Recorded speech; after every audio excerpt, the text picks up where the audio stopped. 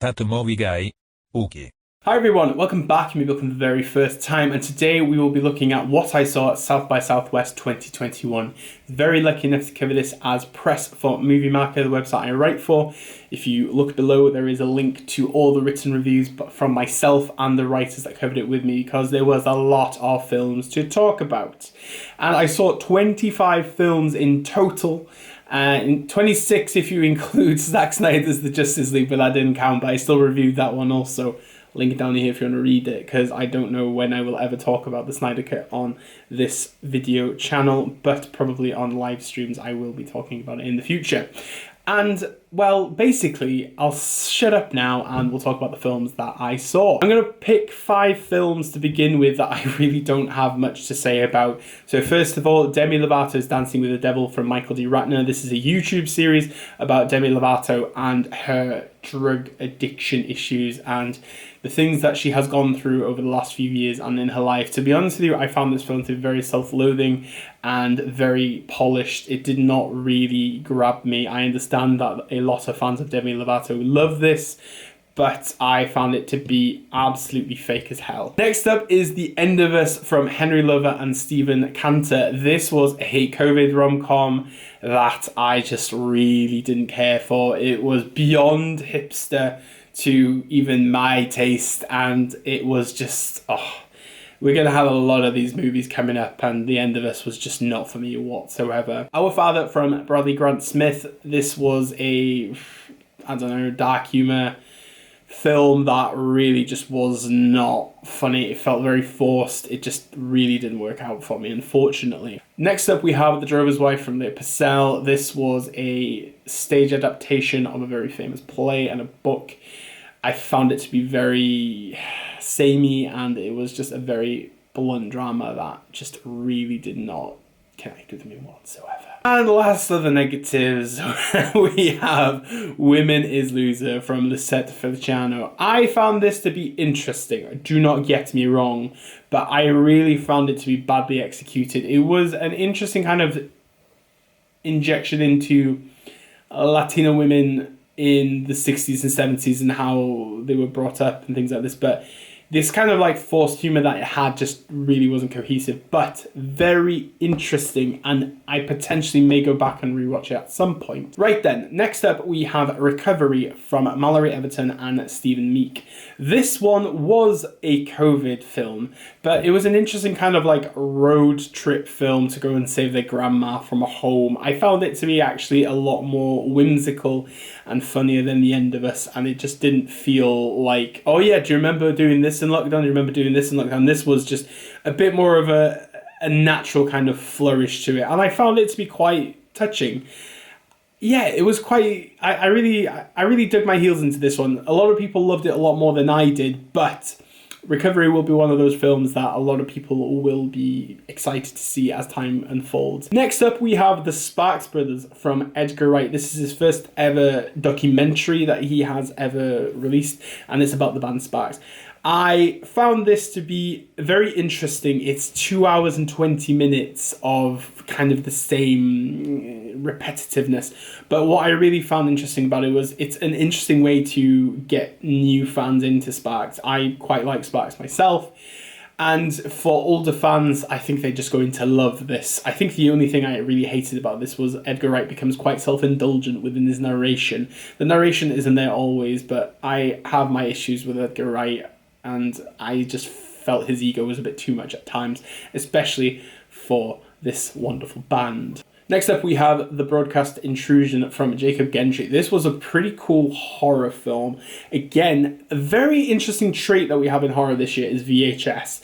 And this one was a film that you had to follow some clues to end up into something. I'm not going to say much about the idea of the film, but I really found it to be quite an interesting one that really built up quite an interesting atmosphere and ambience. I can imagine some horror fans are really going to love this one, but after seeing films like Censor, I'm kind of thinking to myself, it's not Censor level, but it was still pretty cool. Next up, we have The Fabulous Next up, we have the fabulous Filipino brothers from Dante Bosco. If you don't know who Dante Bosco is, he actually played Rufio in Hook in 1992, and that's how I remember him.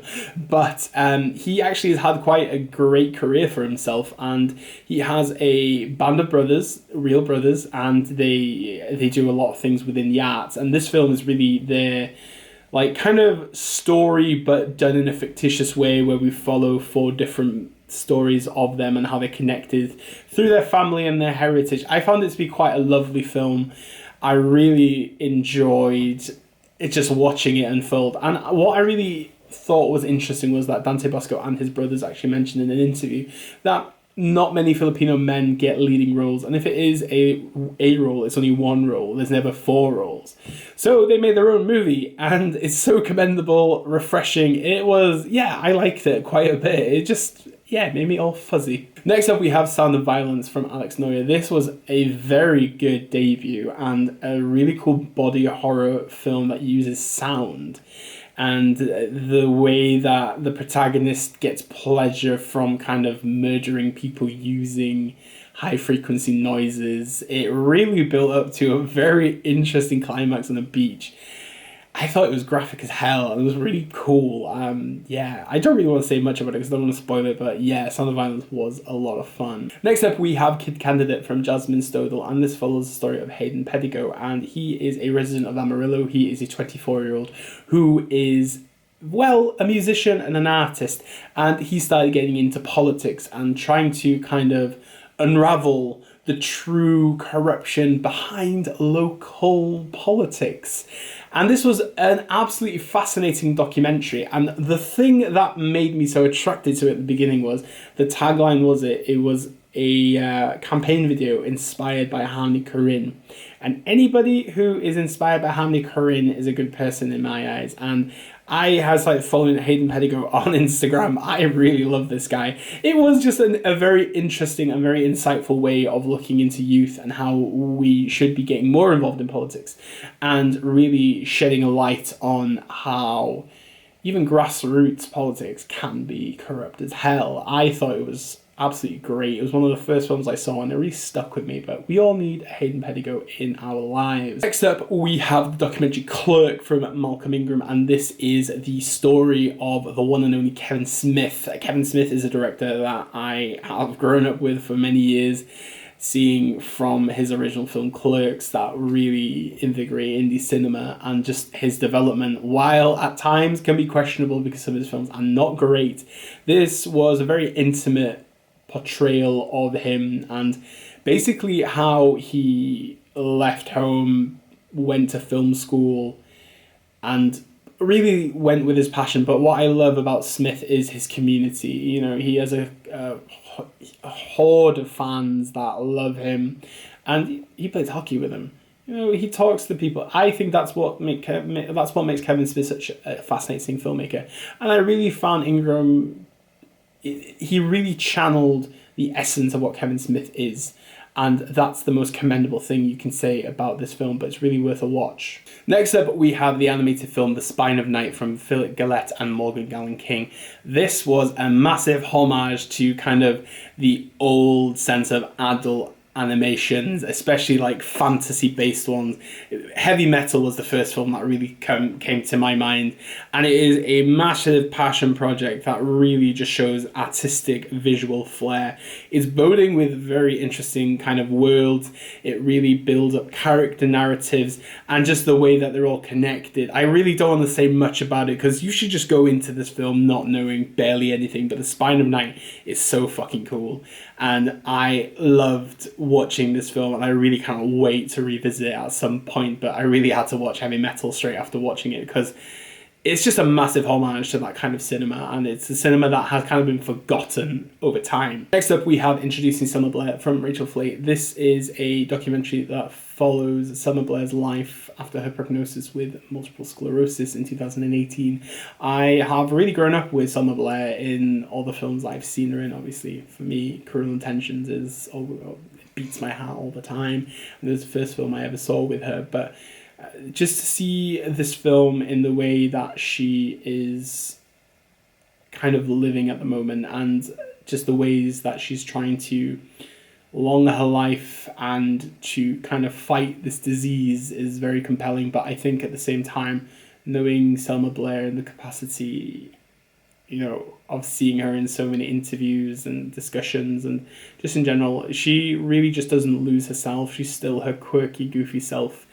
And her love for her son is absolutely heartbreaking. I found this to be a very intimate film, and more people will be able to watch it on Discovery Channel very soon, so keep an eye out for it. Next up, we have Alien on the Stage from Daniel Krimmer and Lucy Harvey. This actually was a documentary that I saw a rough cut of it a few years ago, and I was always fascinated to see how it ended up, and it was amazing to see it actually play at South by Southwest. But basically, this is a story of some bus drivers who do some Amdram, and they do different kinds of plays, and they decided to put Alien on stage, Ridley Scott's classic. And I really loved the sense of community within this and the creative flair that this documentary actually had, and the whole process of creating this show. And eventually the show actually went to London and it did really well there.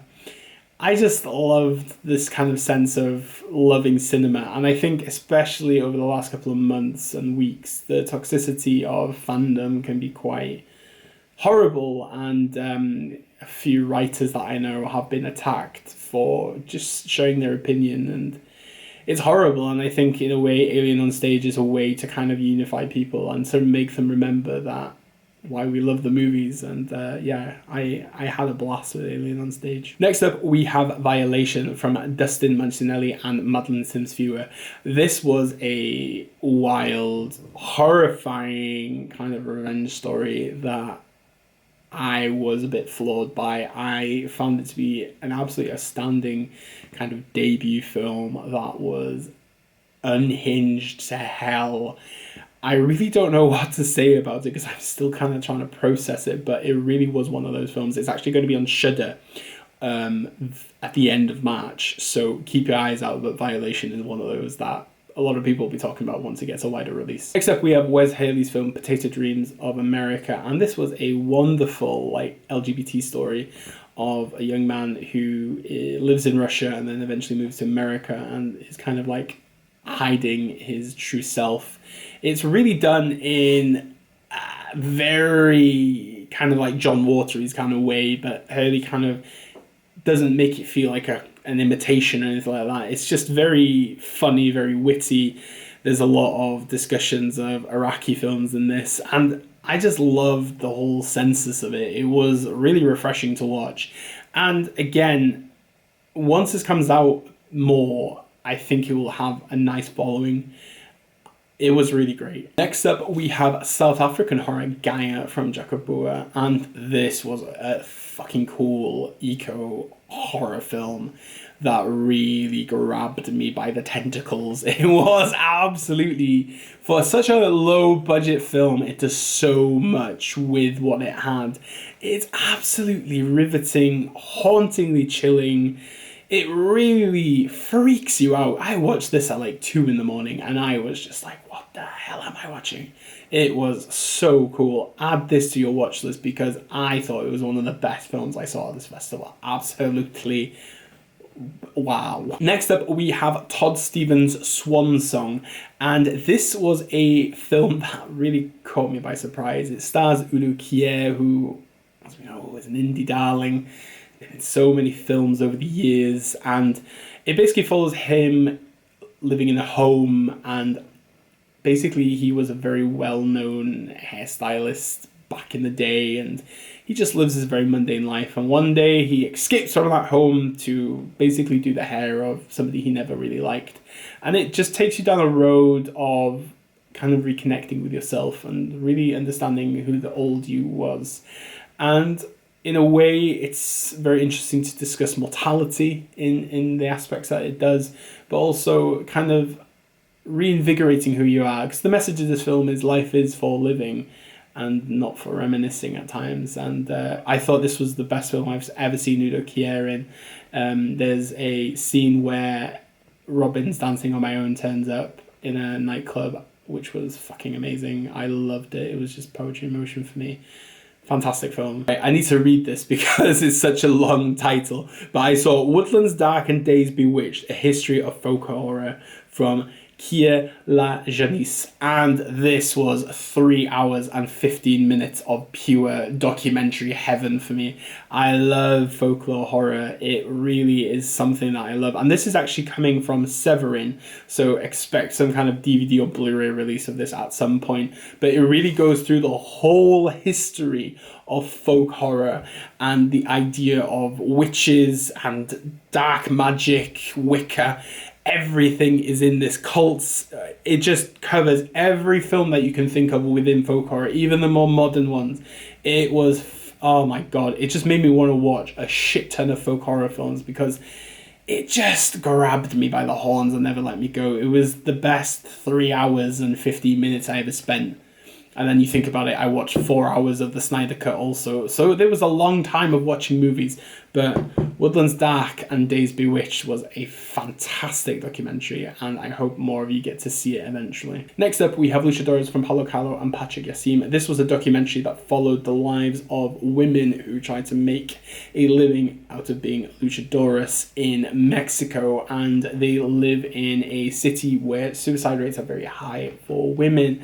And in many ways, this was a very compelling film to kind of understand how they want to create a lives for themselves following their passion and not following the passions of their partners and the men that leave them behind. And in many ways, it's a fight for survival, but also a sense of liberation, because once they're in the ring and they're fighting, you kind of sense that they are completely different people.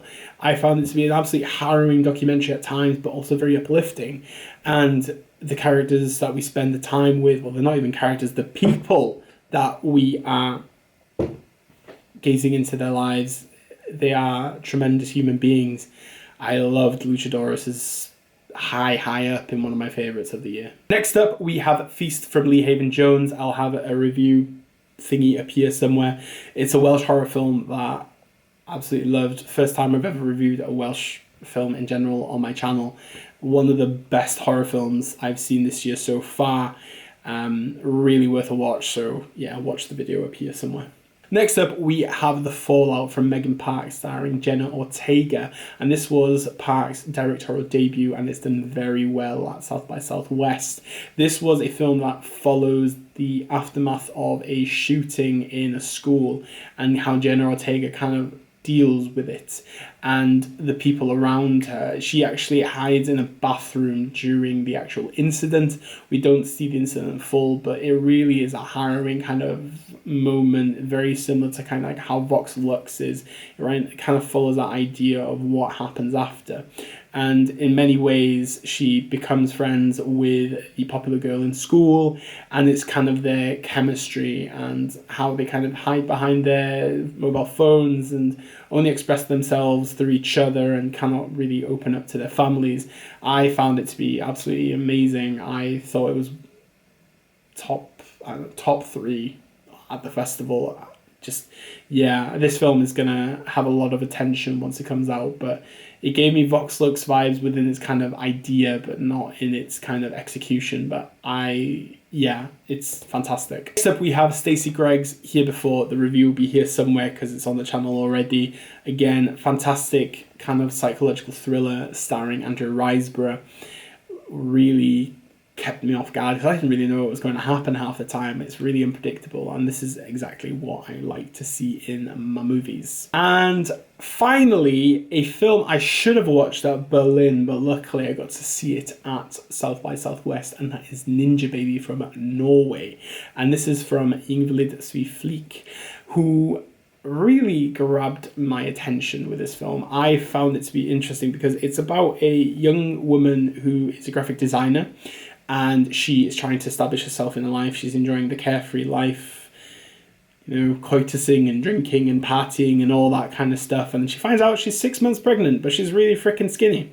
And basically what happens is like her inner kind of thoughts basically form a actual illustrated Ninjababy that tells her how bad of a person she is and the decisions that she's trying to make, because she actually wanted to have an abortion, which she couldn't obviously, and then she wants to give the baby up for adoption. So it's kind of like inner conflicts within the film. There will be a proper video review of this very shortly, but in many ways, this was the best film I saw at South by Southwest. It had very Juno vibes, but I think this is a million times better than Juno. Very creative, and honestly, I haven't seen many great Norwegian films recently. And this one really stood out for me. And yeah, my favourite at the fest, even though ironically it premiered at another festival, but still, it was an American premiere, so it'll do. So those are all the films I saw at South by Southwest. I hope some of them will be added to your watch list if you were interested in some of them. If you want to know a bit more about them, or if you want to know a release date, just drop me a message anywhere. I'll try and get back to you once I hear back from any distributors or PRs, so I can give you guys a quick nudge to know that the films are coming out. But yeah, it's been a long 3 months of reviewing films at festivals. We've done 4 altogether now. I have decided I will make a What I Saw at Sundance video very soon as well, because I feel like I need to have all 4 on the channel just to make me remember what the hell I saw. And keep watching the channel. Like I said, the next video on this channel will be So You Want to Get Into Olivia Assayas. I cannot wait to get that video out. It will be out April the 1st, and it'll be the 4th in that series. So I hope you're all doing well. I will hopefully see you very soon on a Talking Movie stream. And like, share, subscribe, do as you please. And as we normally say on this channel, Diolch, danke, obrigado, merci beaucoup, arigato, dankeschön, bitteschön, all the shins. And obviously, never change. Bye.